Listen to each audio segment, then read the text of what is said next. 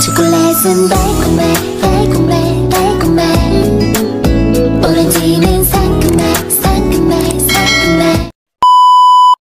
Hello guys! Welcome back again sa aking channel. And for today's video, so pupunta kami ngayon kay na Madam Brenda kasi meron kaming iabot na tulong from the International Marites, especially Ate Grantiza and with the Kalaputi family. So meron kami ipapakita na video guys na tinulungan ni Madam Brenda dito lang din sa amin sa Hasaan, doon sa San Nicolas. So makita niyo yung video.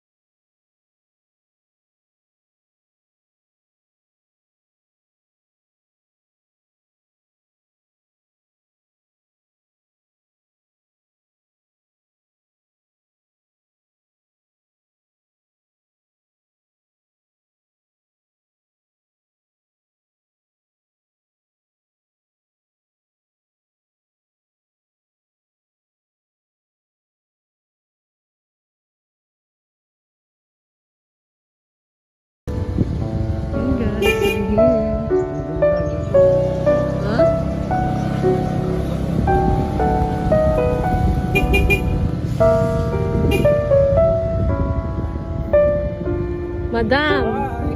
I don't have a gun. Usap di ay.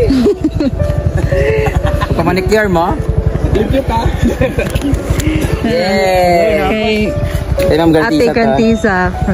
Thank you, Ma'am Gartisa. Thank you. Ayan. Pagod sa lalaki. Pagod sa palinis ka. Pambayad naman sa lalaki. Thank you, madam. Madam. So, ayan na guys.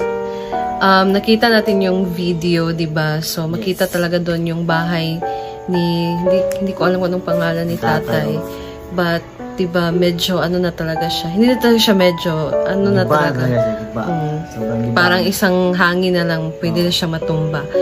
So, hindi yun komportable, 'di ba, pag matulog kasi may papasok na tubig, saka baka may pamasok na ahas, ganun, or baka pag ano siya, paglaruan siya ng mga masamang tao, or so, diba, nakawan. First talaga, meron kasing concerned citizen na nag-post about dun sa bahay ni tatay. Taga doon din sa kanila, nagtrabaho sa barangay. So, pinost niya yung video, yung picture, and maraming nag-mention kay Madam Brenda sa comment section. So, ayun, pinuntahan nila Madam doon sa San Nicolas. Agad-agad. Kaagad pinuntahan nila, tapos tinignan nila yung bahay. So, yun nga, may video. And we are so thankful kasi marami ding nag-share ng blessing kay Madam Brenda. So, maraming nagpaabot ng blessing. And pati na din ngayon sa amin by Ate Gartisa. Yes, thank you so much, Ate Ana. And together with the International Marites with the Kalaputi family. So, we are the International Marites, guys. So, bisitahin nyo po yung page namin. Nandun po sa Facebook page, the International Marites and our Kalaputi family. So, actually, guys, marami na talagang natulungan si Ate Ann, or sa mga nakakilala sa kanya. Gartisa, yan yung page niya, and yung lahat ng International Marites na sina Jenkel, TG Hart, Preslicious Vlog, and Sergi Vlog. And kami, bago lang kami nakasali sa kanila. So, part na rin kami ng the International Marites. Hindi lang talaga pinasasabi ni Ate Ann o ni Gartisa na tumutulong siya. Pero, as you know guys, madami na siyang natulungan. Including us, at lahat ng mga tao na natulungan niya. Alam ni Madam Brenda yan. Ganyan kabait si Ate Ana Gartisa. Yes, of course. So, we are happy na napabot yung pinadala ni Ate Gartisa kay Madam Brenda. So, magagamit niya yun for tatay. Mabigay niya doon sa tatay for parang i-renovate yung bahay. Oo, so yung bahay niya.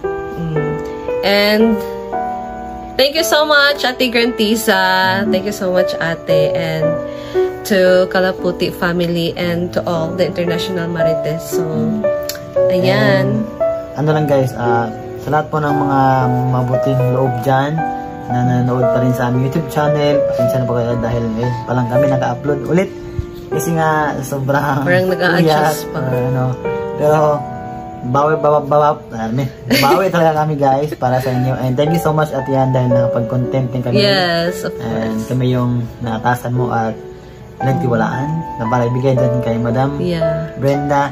And sana po guys, kung meron man kayong maibigay na tulong, i-direct nyo na lang kang Madam Brenda.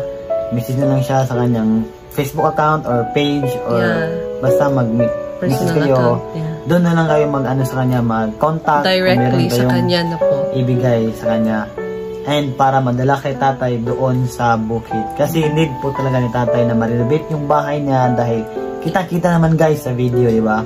Andun yung mga butas-butas, tagilid yung bahay, mayroong pang bato, tsaka wala siyang mga gamit doon. Yung bigaan niya, kawayan lang na kasama niya doon yung asawa niya. Tandun pa yung asawa niya na silang dalawa talaga guys. Meron palang iniindang sakit or kapansanan dahil nga matanda na silang dalawa. So we are calling all the viewers and the supporters of Easy Fam. Actually marami na namang nagbigay, so baka meron pang mga gusto mabul dyan guys, kasi nabalitaan namin baka Friday daw babalik sila Madam Brenda dun para ibigay din yung pera and para asikasuhin yung bahay niya kasi yung puno is tinatabas na, kaya Thank you so much guys. Kung mabigay mo kayo, doon na lang kay Madam Brenda. I-direct nyo lang doon. Yan. And for the full video, panoorin nyo po sa page ni Madam Brenda Minch. Andun po guys. Doon po yung video. Doon kayo maiiyak guys. At doon kayo ma-inspired. At doon kayo maisip na tulungan talaga sila. Kagaya ng ginawa ni Ate Grantisa dahil naisip niya yung lolo niya.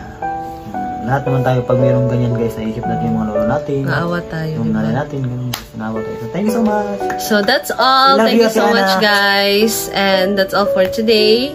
Thank you for always watching our vlog. Kahit minsan na lang kami nakapag-upload, but we're doing our best. We're doing our best to get back up. Kasi kailangan namin maka-update talaga sa inyo. So, baka mawala kayo, diba? So, ayan.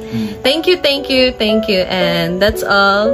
See you to our next video. Bye. God is good. All the time. All the time, God is good. Thank you, Ate Ana, the International Marites and Kalaputi family. Bye.